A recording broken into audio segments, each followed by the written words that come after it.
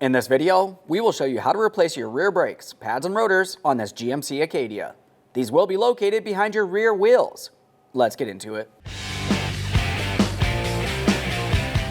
Okay friend, let's get started on our job. A quick note about this rear brake job is you will have to have a scan tool so you can retract your rear brake caliper pistons. To be able to do this, you want to have the vehicle in run position without the vehicle actually running. You can easily do this by pressing on the start run button for 30 seconds without pushing your foot on the brake.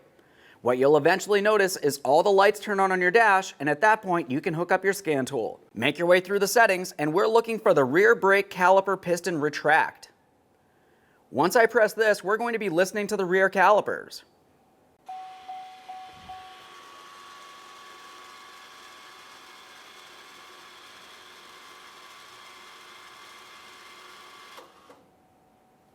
Once you've disconnected your scan tool and turned off key power, it's time to safely race and support the rear of the vehicle so you can remove the rear wheels. To remove your rear wheels, you want to remove each of your 6 22mm lug nuts and then the wheel.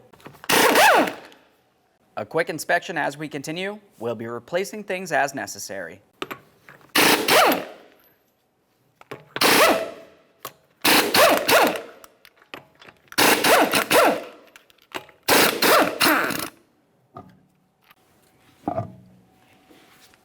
With the wheel out of the way, we have a clear view of our rear brakes. We'll be paying attention to the caliper itself. It's time to push back the caliper piston. To be able to simply do this, use a small prying device. I have a pry bar. We'll go in between this area of the caliper, attempting to press up against the brake pad or brake rotor, and we'll gently start prying this away, and this will be pressing that piston in. Slow and steady wins the race here. Once you have that piston pushed all the way in, and you have movement from this area, we'll continue on to our 2 caliper slider mounting bolts.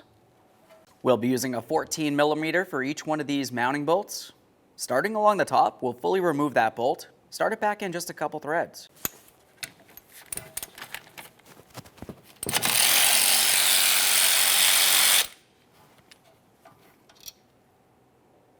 A quick inspection, of course.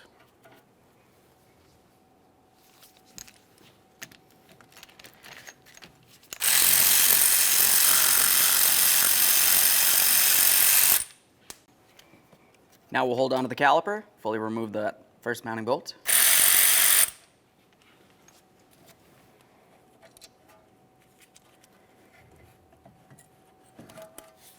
Continuing from here, you can remove your brake caliper.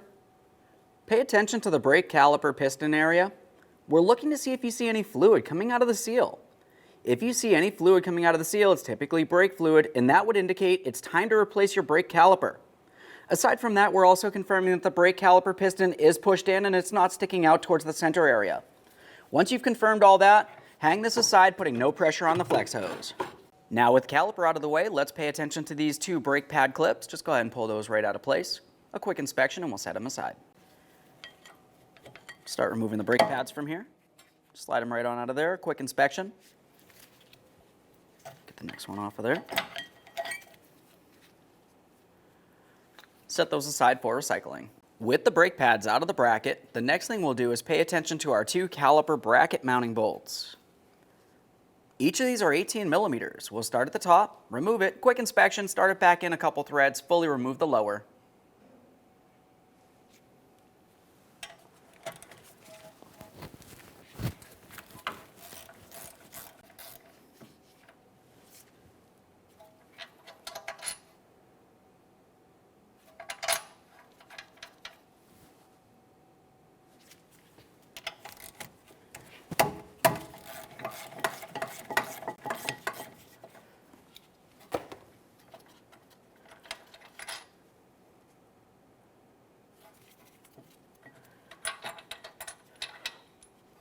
Both of those bolts are the exact same. A quick inspection will set them aside. Remove the caliper bracket. We will be having to clean and re-lubricate this. For now, let's just go ahead and set it aside. Now it's time to remove the brake rotor. Pay attention to the face of the brake rotor here. We're looking for a T27 torque screw that'll hold the brake rotor to the wheel bearing mating surface located just behind it. There should be one of these screws for each side of your vehicle. We'll remove those. We will be reusing them. Just a quick inspection of that, of course. Remove your brake rotor. There it is, friend. With the brakes out of the way, the next thing we'll do is gain focus on the hub mating surface. This is part of your wheel bearing. We want to make sure it's a clean, smooth surface. We'll go ahead and use a wire brush and some parts cleaner for this.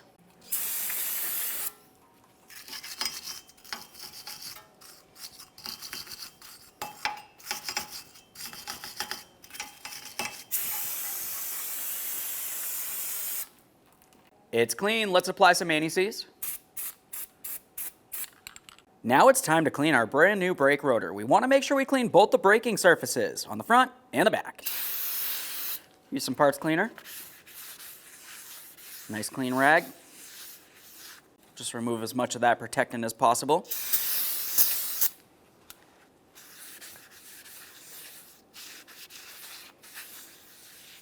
Let's install this on the vehicle.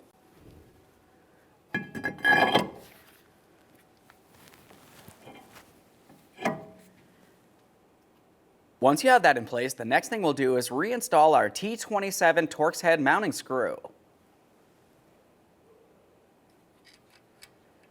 You never want to use any sort of thread locker on this.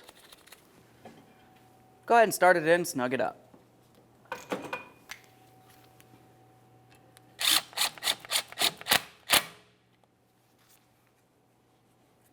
Now we're back to the caliper bracket. We have to remove everything from the bracket itself. We'll fully clean everything, re-lubricate, and reassemble. Let's start with our caliper bracket mounting tins. You'll have one of these on each side of the bracket. Just use a small prying device. I have a pry bar here. We'll just pry it right out of position. A quick inspection of these. Your kit comes with brand new ones, so we'll be recycling these. Same process for the other one. We'll just pop it right off of there. With those out of place, the next thing we'll do is pay attention to our two caliper slider pins and their mounting boots. To remove these, you want to carefully take hold of the boot with one hand, the slider pin with the other. While holding the boot to the caliper bracket itself, you can slide the pin out. Make sure you remember where each one of these pins go. They may differ, and it's important for the installation process. Let's give this a quick wipe.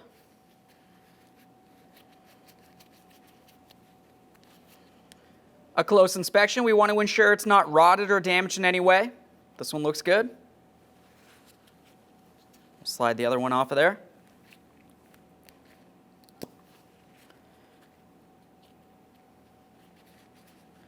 Now looking at the very end of this one, you can see exactly why it's important to pay attention to those slider pins. On the end of this slider pin, you can see a rubber vibration dampener. It's important to make sure that this slider pin makes its way into the exact same port as where you had removed it. Otherwise, you may find that you have a braking issue. Continuing from here, we'll remove the caliper slider boots from the bracket itself. Hold the bracket, squeeze on those boots, and pull them out of place. Should just roll right out of here.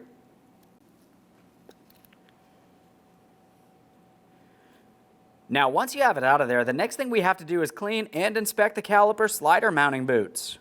To do that, we'll just take a rag. We're going to slide it through the caliper slider boot all the way to the far end there. Go ahead and give it a couple twists, slide it right on through. After sliding it through, we're just going to roll the boot around. You can see a lot of that grease and miscellaneous debris making its way onto our rag. Try to remove as much of this as possible from the boot itself.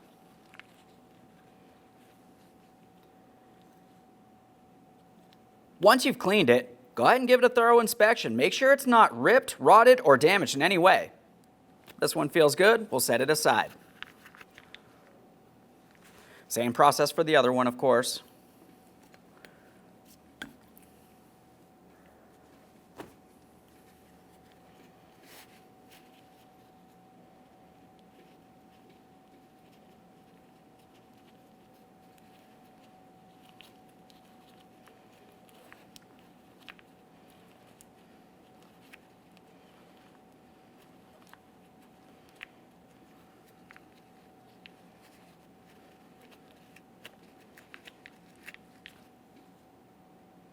At this point, we've removed everything from the bracket. We're going to continue on by cleaning it down. First, let's start with the areas on each side of the bracket that we had removed those tins from. To clean these, You can use a wire brush or some sandpaper.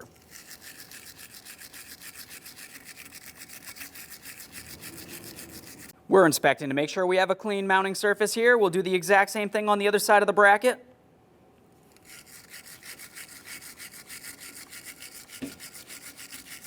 After confirming that you've cleaned both those areas as clean as possible, we'll continue on with our 2 caliper slider ports.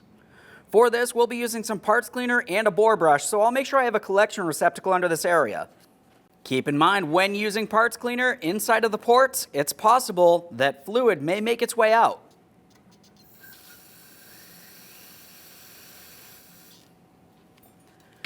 I've got my bore brush.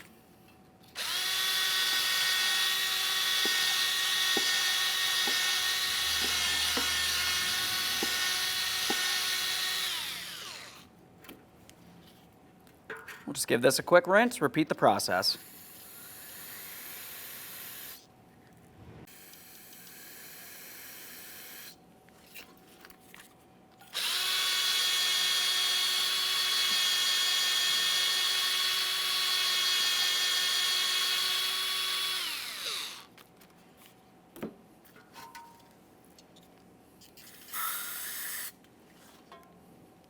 Once your caliper bracket's been fully cleaned, we'll continue on with high temperature caliper lubricant.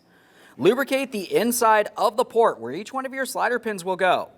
We'll just make our way deep inside there all the way to the end, and then also focusing all the way in this outer aspect here. You need to have a good amount of lubricant there. Once you have that well lubricated, it's time for our caliper slider mounting boot. We'll take this and slide it right into position, give it a little wiggle, make sure it's secured.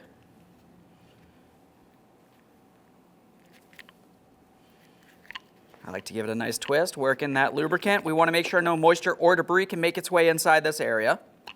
Continuing on, it's time for the caliper slider pin. Once again, you need to make sure you have the proper slider pin for the port you're working on. We'll lubricate all the way down to the very end of that slider pin and then all the way up closest to my fingers in the small groove. That groove is where the boot will sit. With that well lubricated, we can slide it right into position here. As you're pressing it in, you should be able to hear air bubbles escape. Go ahead and squeeze on that boot. We're trying to remove as much air as possible from in this area. We'll just work that slider pin around a little bit, make sure everything's lubricated as it needs to be. Repeat the process on the other side.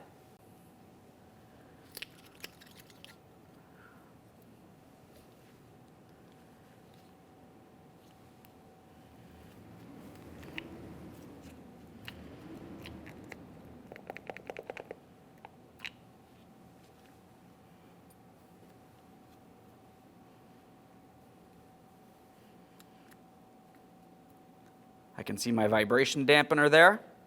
We've already given a thorough inspection. It's not swollen or damaged in any way. Slide this right in here. Once again, pressing out the air. Just work that around a little bit.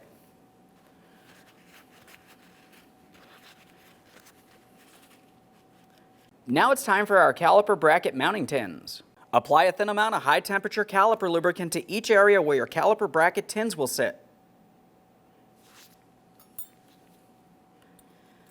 Once you've done that, we'll continue on with the caliper bracket tin. Just go ahead and slide it right in there and lock it down by pressing the center up against the bracket. Double check, make sure it's completely seated all the way around. Repeat the process on the other side of the caliper bracket.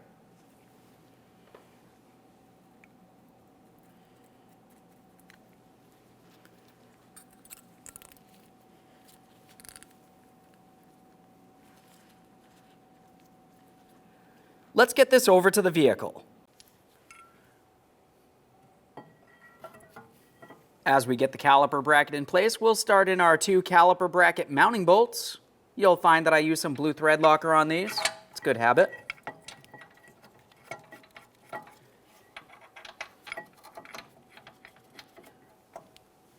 For each one of these mounting bolts, go ahead and start them in. Snug them up, torque those to 74 foot-pounds, and then an additional 15 degrees.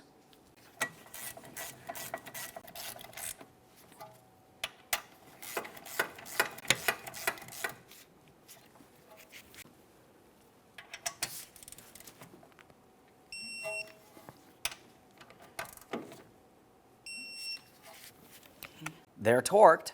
Now it's time for the additional 15 degrees.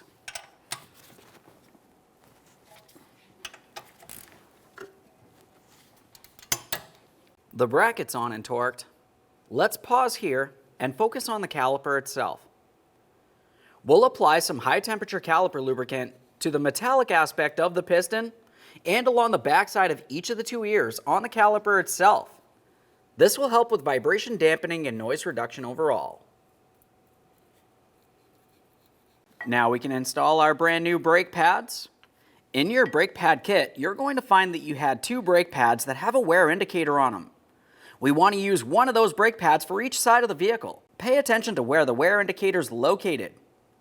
For the rear brakes, we want to have that wear indicator on the inboard pad and down on the bottom. So when we're driving forward, if your brakes are worn down low, it'll hit the wear indicator and push it towards the brake pad rather than away.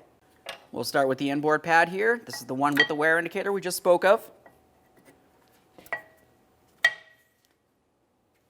We'll press this in, give it a light wiggle.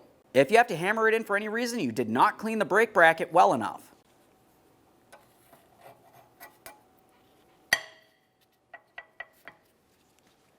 Now it's time for our two brake pad clips. You'll have two of these for each side of the vehicle. Looking at the brake pads, you can see exactly where they're going to need to go. We'll just carefully press those right on into place. Hold the brake pads so they don't want to separate on you. We don't want them falling down and potentially getting damaged. Slide the other one right into place. Continuing from here, let's take that brake caliper. We're going to slide it into place. Make sure you're holding onto the brake pads. They will want to slide apart.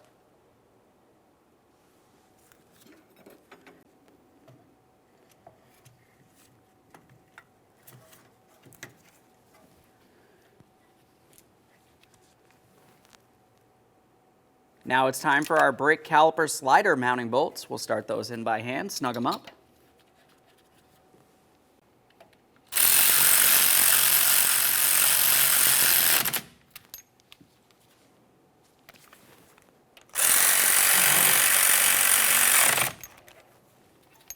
The torque for each one of these bolts is 30 foot-pounds.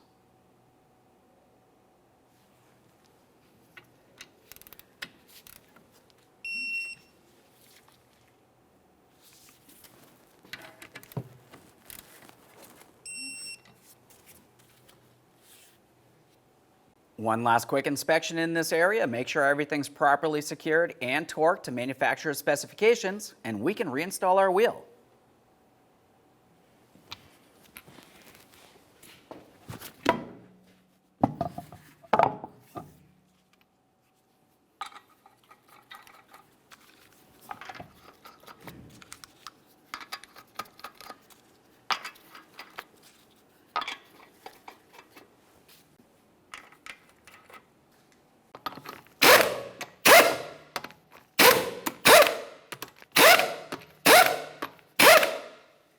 Start on all 6 of your 22mm lug nuts. We'll bottom them out, get the wheel safely back down on the ground, and then we can torque each of these to 140 foot-pounds. I have the wheels safely on the ground. We'll be torquing these in a crisscross manner.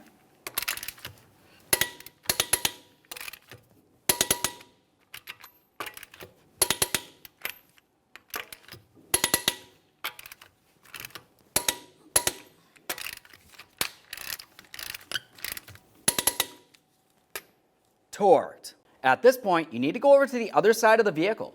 Repeat the process. Once you have that side wheel torqued, everything's put back together as it should be, make your way back to the passenger compartment. Okay, we finished the other side rear brakes. It's time to make our way back into the passenger compartment. We're going to pump up the brake pedal till it's nice and firm. When doing this, you only want to press the brake pedal down approximately 2/3 of the way, release it, reapply, continue this process until the brake pedal's nice and firm. That's it right there. Let's continue on with our scan tool. Now looking at our scan tool, it's time to reset the emergency brake. To do that, we have our scan tool on the settings that we need. We're going to click apply here, and we'll listen for the motors along the back side of each one of the calipers.